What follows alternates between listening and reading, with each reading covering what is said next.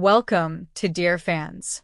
As Mike Tyson, the former heavyweight champion of the world, passes through a town, he decides to stop at a diner for a meal. As he comes out of his car, a group of racist bikers saw him and think to themselves that he doesn't belong here. Then they decided to start trouble by attacking. They weren't aware that they just messed with the world's toughest boxer, and we're about to be taught a lesson they will never forget. Subscribe and like the video to see how the story uncovers. The camera pans across the parking lot of a small-town diner. The space dominated by motorcycles and a boisterous group of men. In the center of this pack, a burly figure emerges. His name is Griff, and he is the leader of this gang. They sit outside the diner drinking and laughing while making derogatory remarks about anyone who isn't part of their group, effectively intimidating passers-by who might dare to challenge their presence. As Griff and his gang continue to revel in their brashness, unaware of the storm that's about to hit their town, Mike Tyson arrives at the diner in his black SUV. Despite his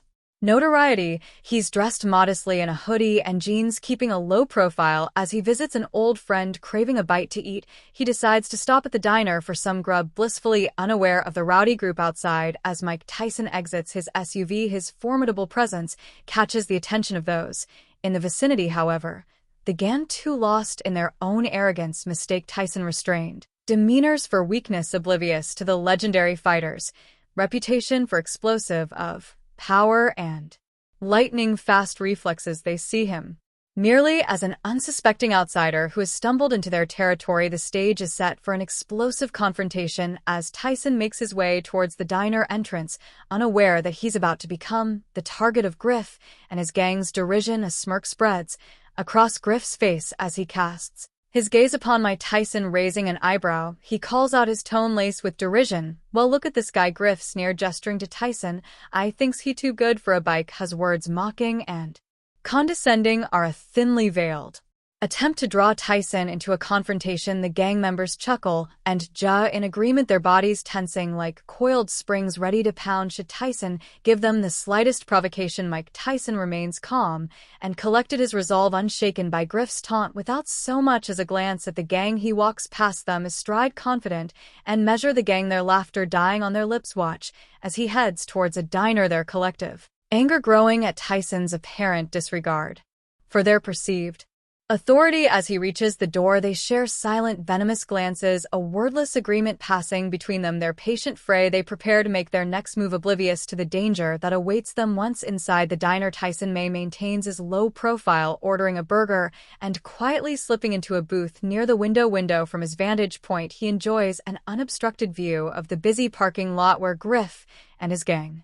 continue to loiter, their bravado still high despite being outplayed by Tyson's unflappable demeanor. As they survey the area, their eyes settle on the unmistakable silhouette of Tyson's black SUV parked in close proximity to their motorcycles. A millisecond glint appears in Griff's eyes, an idea forming in his mind that promises chaos and retribution. Griff's face contorting into a sneer speaks to his crew, his voice loud and dripping with contempt. "Who does he think he is parking that fancy car next to our bikes?" He just pointing towards Tyson's SUV, his words laced with jealousy and indignation rally his gang members, their collective anger solidifying into a single hostile entity. "We can have some hot shot coming into our town and thinking he owns the place." At Griff's words, the simmering rage in the group ignites into a conflagration, a malicious intent to gang members stirring with a newfound purpose. Rising to his feet, Snake, a wiry man with slick back hair and a sinister grin, echoes Griff's sentiment. "Let's teach him some respect," he snarls, cracking his knuckles. As he moves towards the diner door, his threat raw and visceral echoes throughout the group, their eyes alight with an eagerness for violence that borders on the thin anti-al. Snake soars into the diner with an arrogant swagger, eyes locked on Tyson's back. As he approaches the booth, leaning against the table, he addresses Tyson with a venomous drawl, his voice laced with enough sarcasm to curdle milk. "Ha, pal," he sneers, his words heavy with contempt. "Nice car you got there, but you might want to move it before it gets damaged." The implicit threat hangs in the air like a toxic mist. Snake smirk, conveying his confidence in the gang's ability to make good on his promise. Tyson, having heard Snake's threat, finally turns his attention to the gang member's gaze hardening as he sizes up the new threat. "I'm just here to eat," he replies, as voice low and steady. "Don't start trouble." Tyson's warning, spoken in the clipped tones of a man used to getting his way, underscores the gravity of the situation, his words laced with a control fury that threatens to erupt. Snake leans closer, as breath reeking of cheap beer, as he attempts to intimidate Tyson further. Snake's arrogance, bolstered by the implied threat of his gang members waiting outside, reacts to Tyson's warning with mocking contempt. A malicious smile plays on his lips as he leans and close of the stench of alcohol assaulting Tyson's nostrils as he slams his hand on the table. "Trouble? Who said anything about trouble?" He snarls, his voice at deadly, as "I was just making a friendly suggestion." To air in the diner grows heavy with tension, the looming violence looming like a thundercloud over Tyson and Snake. But before the confrontation can escalate further, a shrill voice cuts through the silence, its volume punctuating the simmering anger. The source of the intervention is the waitress, a young woman with a sympathetic expression and a fiercely protective tone. "Hey, leave him alone," she says, her voice ringing with authority. Not bothering anyone." Snake's eyes darken by fury, flash with a murderous, rageous expression like a coiled snake ready to strike. He jerks away from Tyson, a warning growl rumbling in his throat. For a moment, it seems as though the volatile gang member might unleash his fury on the waitress, but he restrains himself, shooting her a final withering glare as he turns on his heel. "Mind your own business." He spits, his words edged with menace. With his meal finished, as Tyson slowly rises from his booth, his movements deliberate and methodical, he walks towards the exodus, gaze fixed on the gang members lurking just outside their presence. Like a wall of menace, the moment he steps out into the open, they converge upon in the threat implicit in their numbers. The air crackles with tension as the gang closes in on their target, their eyes predatory, gleaming with anticipation. Tyson's expression remains impassive, his stance guarded and defensive. Griff, flanked by his gang, steps forward, a self-satisfied smile stretching across his face. His voice is like an oil slick, as words oozing with a malevolent charm. "Leaving so soon?" he draws, his tone mocking and laced with venom. "We thought you might want to hang out with us for a while. You look like a guy who knows how to have a good time." His expression belies his true intent, the dark glint in his eyes indicating that having a good time is the last thing on his mind. Mike comes to a halt, his movements fluid and controlled as he slips his hands into his pockets, a stance conveying a deceptive nonchalance, his gaze steady and piercing, fixed on Griff, his words of last-ditch attempt to defuse the situation.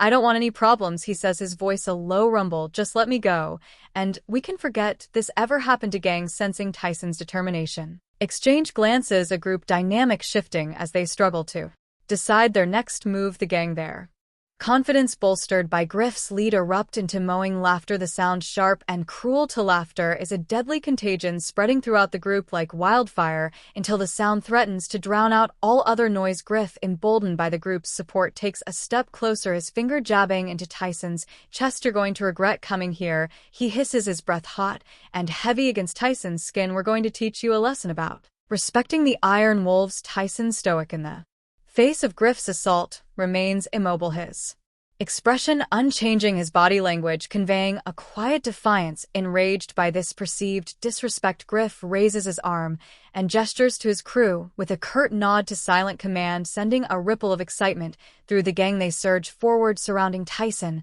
like a pack of wolves closing in on their prey. Their movements, taut with anticipation, show him what happens when you mess with a Griff, growls, his voice brimming with raw rage like a coiled viper. Mike Tyson strikes, his movements a blur of expertly executed punches. The gang members, caught off guard by the sudden attack, barely have time to react before Tyson's fists connect with their faces, the impact sending them reeling. The force of the blows echoes throughout the parking lot, the sickening crunch of bones and cartilage adding a chilling soundtrack to the violence unfolding in mere seconds. Both men crumpled to the ground unconscious, and bleeding, their body is contorted at unnatural angles. The remaining gang members stare at the crumpled forms of their comrades, their mouths in shock. For a moment there is Silence, a fleeting pause before the rage surges through their veins, overwhelming any lingering fear or hesitation. Griff's eyes burning with hatred reaches behind him and withdraws a heavy chain from his back pocket, the links glinting malevolently in the dying sunlight. His movement prompts another member to brandish a baseball bat, the weapon held high,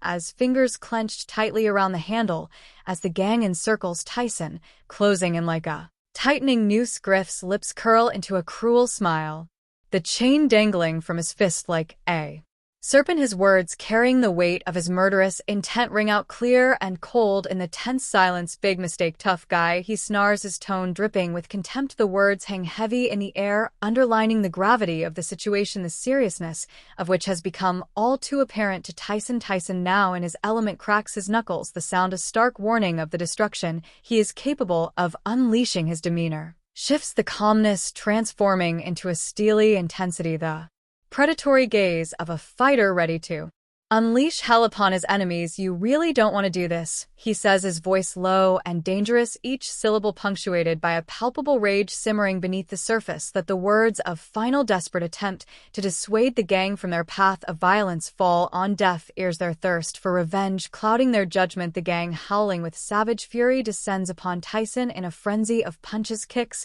and swinging chains. Like a force of nature unleashed, Tyson becomes a blur of motion, weaving and ducking around the attacks, his own punches and kicks landing with earth-shattering force. To carnage that ensues as a symphony of violence, the sound of flesh hitting flesh and the grunts of pain that follow filling the air like the howls of demons unleashed from the depths of hell. The camera, now in slow motion, lingers on Tyson's grace and precision, his movements a masterclass in raw power and technique. Each punch is a work of art, every step of ballet of destruction. He moves through the onslaught with a predatory graces, reactions lightning fast as he pairs attacks and unleashes as his own devastating counter strikes. The ferocity of the battle is matched only by the control and poise Tyson displays, the product of years of training and a storied career in the ring. Griff is face a mask of rage and bruises, staggers backwards, staggering under the onslaught of Tyson's unrelenting assault. His eyes wild and feral dart from side to side as he tries to regain his footing, his breath coming in ragged gasps and a desperate bid to turn the tide. He reaches into his pocket and withdraws a switchblade, flicking it open with a snap. The blade glints menacingly in the fading light, a deadly promise in Griff's hand. Let's see how tough you are now, he bellows, his words choked with anger and desperation. As Tyson hears Griff's challenge, a steely glint flashes in his eyes, the expression on his face hardening into a mask of pure determination. Without hesitation, he advances towards the gang leader, his steps measured and calculated, his movements that of a predator closing in for the kill. You're about to find out, he growls, the weight of those words carrying the promise of impending doom. Griff, emboldened by his desperate situation, lunges forward, the knife gleaming in his hand. Griff's desperate lunge is met with a blur of motion as Midas steps the attack, deftly twisting Griff's arm and forcing him to release the knife, which clatters to the ground. Is brutal efficiency a stark contrast to Griff's reckless fury, pins the gang leader to the ground, his knee pressed firmly into Griff's chest. The tables have turned, the roles of predator and prey now reverse. Tyson's voice dripping with cold authority echoes through the parking lot. You don't mess with people for no reason, he says, his eyes narrowing into flinty slits. In the aftermath of the brutal exchange, the once fierce gang members are scattered across the parking lot like broken toys, their defeated forms testament to the raw power and skill of Mike Tyson. Onlookers gathered at the windows erupt into cheers, their admiration and gratitude for the legendary fighter palpable in the air. Tyson, his fist still clenched, regards the scene with a measured gaze, the adrenaline coursing through his veins slowly dissipating as the danger recedes. With a slow, deliberate movement, he dusts himself off, his attention shifting to the battered men lying on the asphalt. As the chaos subsides, a siren wails in the distance, the high-pitched cry heralding the arrival of the local sheriff pulling into the parking lot. The lawman's cruiser screeches to a halt, his headlights casting stark beams across the carnage of the skirmish. Climbing out of the vehicle, he surveys the scene Before him taking in the beaten gang members and the triumphant figure of Tyson with a seasoned ion, knowing grin spreads across his face as he approaches the legendary boxer, chuckling softly under his breath. Tyson, still drenched in the thrill of victory, meets the sheriff's grin with a smile of his own gesture that transforms his hardened features into something almost boyish. Just teaching them a little manners, he quips the dry wit, adding a touch of levity to the aftermath of the encounter. The two men shake hands of mutual respect between seasoned warriors who have seen the worst humanity has to offer as the battered and bloody gang members are hauled to their feet. The sheriff's deputies move in to restrain them. Handcuffs are snapped shut around their wrists, their protest falling on deaf ears as they are loaded into the back of the police cruiser, their cries of outrage muted by the closing of the doors as the cruiser speeds off into the night. At siren fading into the distance, the town breathes a collective sigh of relief. The reign of terror imposed by the Iron Wolves is finally brought to an end, menace quashed by the indomitable spirit and righteous fist of Mike Tyson. As Mike climbs into his black SUV, the onlookers, now freed from their fear, erupt into a chorus of applause, of spontaneous ovation for the hero who in a single act of selfless bravery restored order and justice to their town. To resounding cheers follow Mike as he pulls out of the parking lot, his tires screeching against the asphalt as he drives off into the night. As the night deepens and the adrenaline subsides, Mike Tyson finds himself driving into the darkness, the highway stretching endlessly before him, but his mind is still racing, the recent events playing back like a reel in his head, and his mind's eye he sees himself standing amidst the chaos, a lone figure standing tall against a tide of violence. As the memories flicker across his consciousness's voice echoes in a low, contemplative more, his words a culmination of years of experience, a truth forged in the fires of his legendary career. Like this video and subscribe this channel. Thank you.